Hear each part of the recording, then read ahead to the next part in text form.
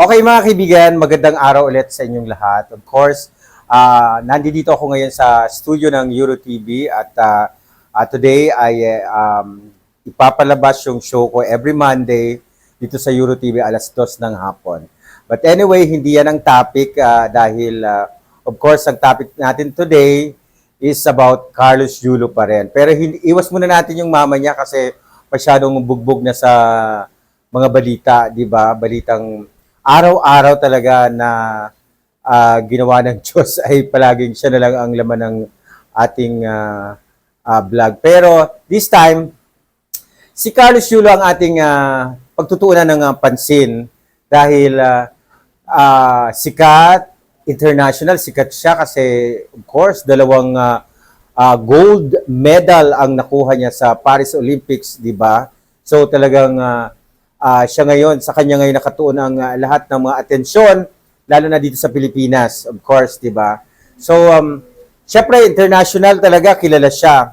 Ihahambing natin si Carlos Yulo sa nangyari sa karir ni dating Charis Pimpenko na ngayon ay si Jake Cyrus.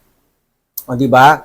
Si Charis noon, nagkakamal ng pera, ang daming pera, napakaraming fans, international, local, daming guestings, ang daming niyang projects, 'di ba? May mga endorsement, maraming kumukuha sa kanya.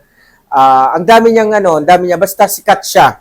Oo, sikat siya kaya meron siyang pera, nagkaroon siya ng pera. Ang masakit lang dahil yung dating Charis Pimpenko na ngayon ay Jake Cyrus na hindi naging maganda ang attitude na 'di ba sinuway ang kanyang magulang si mother niyang si Raquel 'di ba parang tutol si Raquel doon sa pakikipagrelasyon ni Jake Cyrus noon sa isang girl at unang tinutulan ni Raquel ay ang pagladlad niya at 'di ba yung pag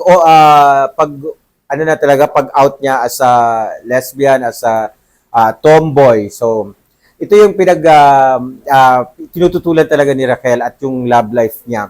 And aside from that, hindi yun ang naging issue. Yung pagsagot-sagot ni Charis or dating Charis Pimpenko, dating Charis na ngayon ay Jake Cyrus, sa kanyang nanay na hindi nagustuhan ng lahat ng tao. Maging yung mga contacts niya sa ibang bansa ay hindi nagustuhan yung kanyang attitude. Hindi nagustuhan yung kanyang ipinakita, ipinamalas, at nakikita ng mga tao, nakikita sa telebisyon yung nanay niya, si Raquel, ay umiiyak. Yun ang masaklap doon, yun ang masakit doon. Kasi nga, ang nanay mo, pinaiiyak mo sa harap ng camera, umiiyak sa camera para makiusap sa'yo na, anak, bakit ganito, bakit ganyan, pag-usapan natin, mag-usap tayo. Si Charis matigas ang ulo niya. Matigas na matigas ang kanyang ulo noon that time. Na hindi ayaw niya makinig sa mama niya, na porket syempre kumikita ka na, nagkakamal ka na ng pera. So, syempre, ikaw na masusunod sa buhay mo dahil nagtatrabaho ka nga para sa sarili mo eh. Pero ang nakalimutan ni Charis, yung magulang niya na talagang yun ang pinakamahusay, pinakamagaling na advisor para sa isang ina. Hindi ka ililigaw ng landas. Hindi ka ituturo sa di tamang landas na kung saan ang pupuntahan mo. So, sa madaling salita, na nagtampo, nagkagalit, nawalan sila ng contact for so many years. Ayan. So, after that, biglang boom, bulusok pababa ang career ni Charis. So, ito yung ikukumpara natin din kay Carlos na although hindi pa naman bumubulusok pababa ang karera ni Carlos dahil magkaiba naman sila. Si Charis ay or si Jake ay isang singer at ito namang si Carlos ay isang gymnast. Kumbaga, makikita din natin na may pagkaiba pero yung tinatahak nila na direksyon na parang yung nanay nila sinusuway nila doon sa gusto ng nanay nila, gusto ng magulang na parang same parang the same yung tinatahak nila eh. So parang doon pa lang makikita mo na ay teka lang, may magkakaroon to ng twist. O, magbilang tayo ng 1, 2, 3, 4 na taon hanggang 5 taon, magkakaroon ng pagbabago, maniwala kayo sa akin. magkakaroon ng panibago, magkakaroon ng changes ang buhay ni Carlos Yulo. Dahil unang-una, naniniwala ako sa karma. Pangalawa, kapag hindi ka sumunod sa mga magulang mo, maliligaw ka talaga ng landas, di ba? Sabi nga nila, mothers knows best, di ba? So, sa ibang bansa, hindi katulad sa atin na may Panginoon, may Diyos tayo na sinasamba. Doon, wala silang Panginoon, wala silang, kasi yung iba, mga Buddhism, wala silang parang Diyos na sinasamba, pero naniniwala sila sa salitang karma. Kaya alam mo ba, sa ibang bansa, sa Japan, lalo sa Japan, Taiwan, Singapore, alam mo, hindi dahil may CCTV, no? Hindi dahil may CCTV, pero naniniwala sila na kapag may gamit kang naiwan, kapag meron kang naiwan sa isang, like for example, yung sa akin, sa Japan, naiwan ko yung dalawang cellphone ko. Nag-grocery ako, tapos nailapag ko yung dalawang cellphone ko, tapos nakaligtaan ko, umalis ako. Pag alis ko, di ko nalaman na hindi ko pala dala ang cellphone ko. Pero nung binalikan ko after 1 hour, andon, naka-safe yung cellphone ko. Hindi dahil sa uso ngayon ng CCTV, pero mas naniniwala sila sa salitang karma. Kaya dapat tayong lahat, tayong mga Pinoy, di ba yung mga Pinoy, naniniwala din tayo sa salitang karma. Mas naniniwala yung mga ibang lahi, lalo na sa Japan, sa Singapore, sa Taiwan, kapag hindi sa'yo talaga, huwag kang kumuha, huwag mong pakialaman. Kaya ito na nga, so kumbaga, naniniwala ako sa karma na kapag hindi ka sumunod, kapag sinuway mo ang magulang mo, naku sigurado na may hindi magandang mangyayari sa'yo. So, sana ito ay maging leksyon, maging aral sa buhay ni Carlos Yulo at habang may pagkakataon pa siya na wag naman sana maging katulad ng nangyari kay Charis o Jake Cyrus ang mangyari sa kanya na dati international, kilala, ang manager niya, sikat, andun sa ibang bansa, di ba? Kilalang kilala siya pag sinabing Charis Pempenko. Pak!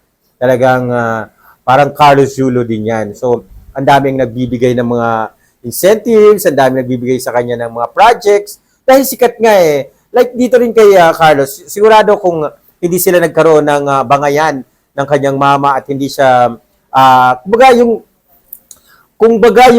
hindi na sana lumala yung issue. Kung yung pagsasalita ng mama niya, hindi niya na sinagot. At ang mas matindi pa doon ay kinagalit ng taong bayan, yung habang nagsasalita siya, nakasandal yung ulo ni Chloe, tas pangisi-ngisi. So yun yung nagdi nagustuhan ng taong bayan. So dapat ito sana maging inihambing lang natin ha, hindi naman natin talaga pinagdadasal na si Carlos ay bumagsak. Wag naman, kasi kawawa naman tao yan. Pero ang tinatapik ko lang dito, yung dapat tayong mga anak, magsunod tayo sa mga magulang natin. Sumunod tayo sa mga magulang natin dahil ang magulang talaga ang nakakaalam ng tama dahil sila ang unang ipinanganak sa mundong ito. Mas marami silang experience kaysa sa atin, mas marami silang alam kaysa sa atin. Kaya sana sa mga magulang, sa mga anak dyan, oo, sabi nga nila, di ba sa Bible, mahalin mo ang iyong magulang. Oo, di ba? Nasa ika-10 utos ng Diyos yan. At sabi nga nila na kapag mahal mo ang magulang mo, mahal mo na rin ang Diyos. So, siyempre pag mahal mo ang magulang mo, sinusunod mo yung gusto nila, sinusunod mo yung gustong ipagawa nila o sinasabi nila kasi hindi ka naman nila ituturo sa kasamaan. Alam ko naman yan. So, alam ko naman si mami ni Carlos, hindi naman siya magtuturo kay Carlos ng hindi tama. So, yun lang ang point ko dito mga kaibigan at sana maging na rin ito para makarating din kay Carlos na, tingnan mo, hindi lang si Jake Cyrus, marami pang ibang mga hindi natin nalalaman, hindi na publicize na hindi nakinig, example, yung mga ordinaryong tao, yung mga hindi nakinig sa magulang, ngayon, tingnan mo yung iba, napariwara dahil hindi nakinig sa magulang, umpisa pa lang. So, habang sinasabi ng inyong mga magulang, wag nyo silang gawing masama, di ba? Kasi ang sinasabi nila para sa inyong lahat yun, para sa kapakanan nyo at sa ikabubuti ng kanilang mga anak. So, yan lang ang ating topic today na sana wag naman sapitin ni Carlos yung sinapit ni Jake Cyrus dahil mas mahirap pag nawalan siya ng pera. Di ba si Jake Cyrus ngayon kung saan-saan na nagpupunta, mag-show kahit maliit na show, nagpupunta para magkaroon ng talent fee. So, sana wag naman mangyari ang ganong sitwasyon sa kay Carlos ang nangyari kay Jake Cyrus na dating si Charis Pempenko. Yun lamang po mga kaibigan, maraming salamat po at sana'y sa mga hindi pa nag-subscribe sa aking YouTube channel, pa-subscribe na po at sa aking Facebook page, Benny Andaya Official Account, YouTube channel, Benny Andaya YouTube channel. Maraming salamat at magandang araw po sa inyong lahat.